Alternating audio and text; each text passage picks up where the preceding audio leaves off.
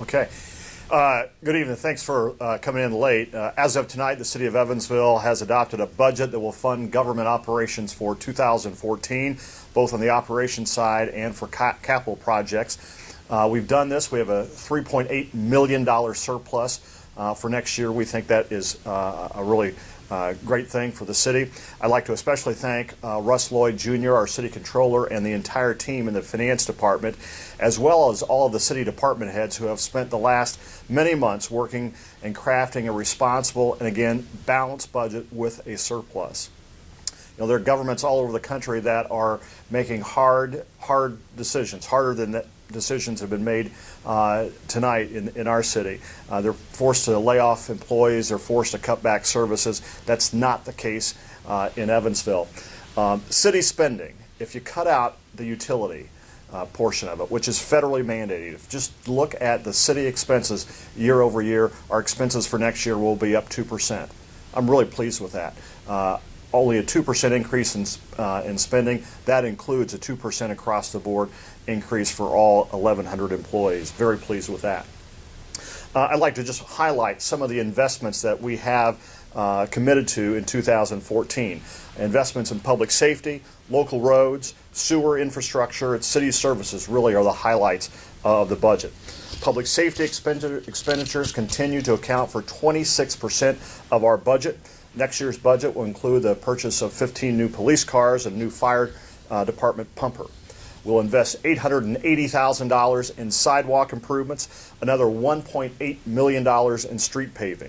We'll also begin work on intersection improvements at Weinbach and Washington, which historically is one of the most dangerous intersections in our city. We'll continue work on reducing and eliminating urban blight in our city. We will commit $500,000 for demolition work. That represents about the raising of about 100 houses in our city. That may not sound like a lot, but if you live next to an abandoned house, I'll tell you that's a very important statistic. So we're very pleased with our commitment to reducing blight in our city.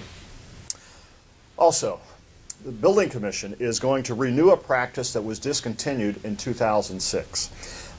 We are, beginning in 2014, will again bait our sewers and trash removal for rodent control purposes. We have invested, will invest $120,000 next year in this program. It's one of the most frequently reported concerns to the city, and we think it's important that we get a handle on rodent control in our city. It's been neglected for the past 7.5 years. We're very pleased that we'll be able to offer this service once again. Obviously, the commitment to upgrading the city's sewer infrastructure is the largest component of the newly adopted budget. Rates also approved tonight will fund those improvements, which again are mandated by the federal government. The good news is that our 100-year-old infrastructure will finally receive the necessary improvements that have been put off literally for decades. With a number of sewer line breaks and associated problems growing each year, it is now time for the City of Evansville to fulfill its obligation. The administration is obviously disappointed that the initial funding for the proposed Roberts Park was cut tonight by City Council. Even so, our work continues to plan and finalize drawings for this outstanding green space and this wonderful opportunity for our city.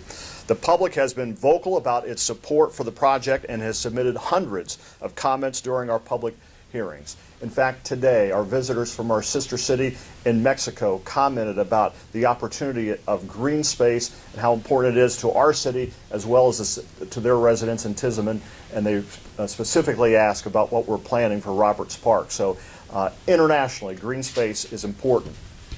I'm in total agreement with the headline that was over a letter to the editor in Sunday's paper that said parks aren't about revenue, they're about quality of life. And that's what our goal with Roberts Park is all about.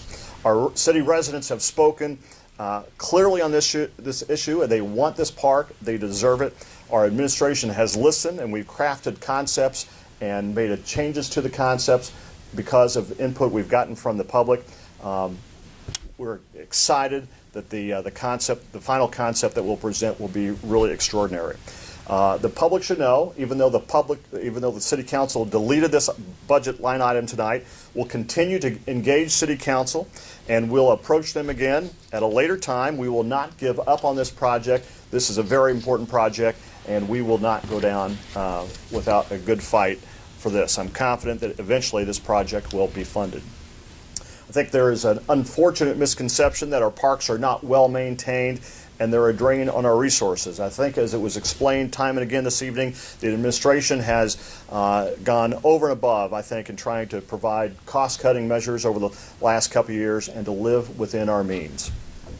Approved tonight were funds in the parks budget for a new master plan to review connectivity and accessibility to all of our city parks. In addition to the $40,000 of city funds, the Parks Department will leverage that with about $100,000 in federal funds to give us tools and information necessary to continue to improve our park system.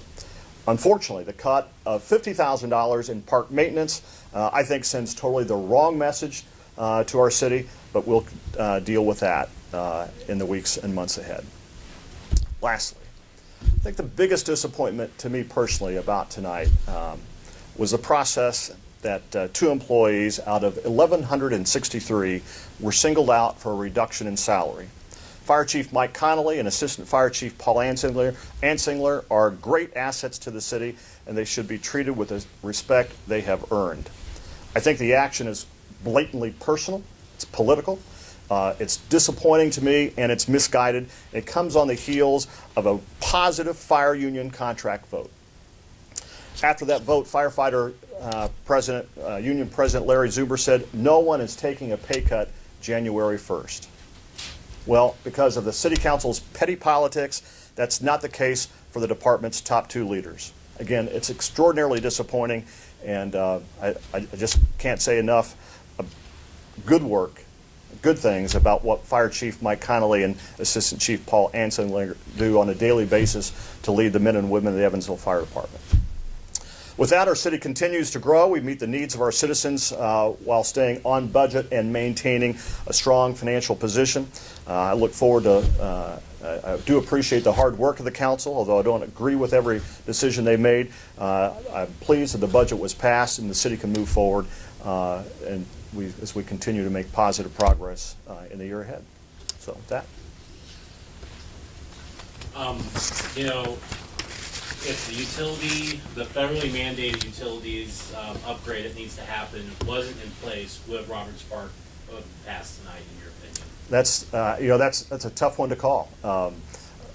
Last Friday, when I met with leadership of the council, they said we had too many projects going on. I think you heard the same sort of message tonight, but I wouldn't want to speculate as to whether that would be the case or not. The fact of the matter is, we do have a federal mandate.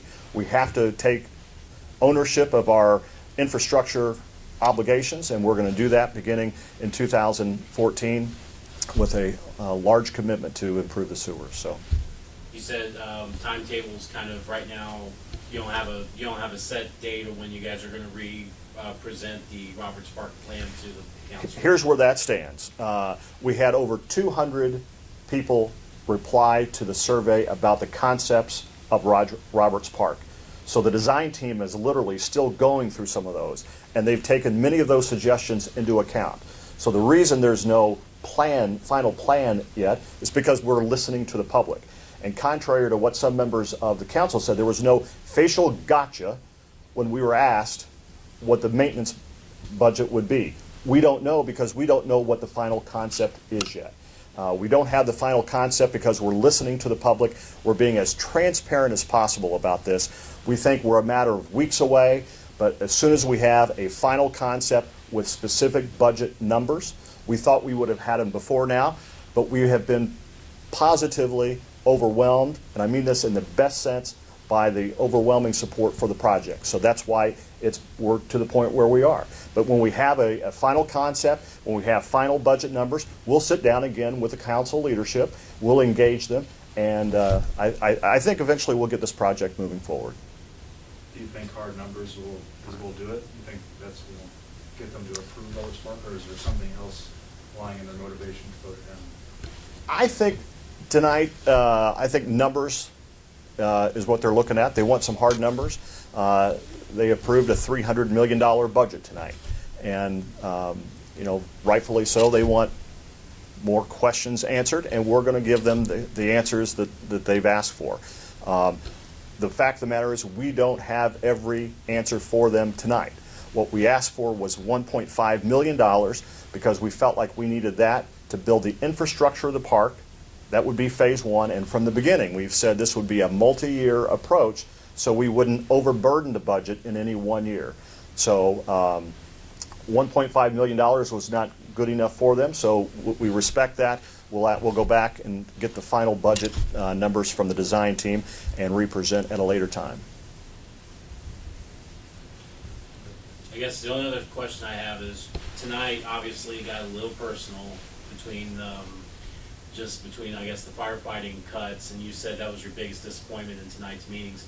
I mean, is there damage to the relationship between the city council and the Evansville Fire Department tonight because of it? I think time will tell. Time will tell. That's not for me to say.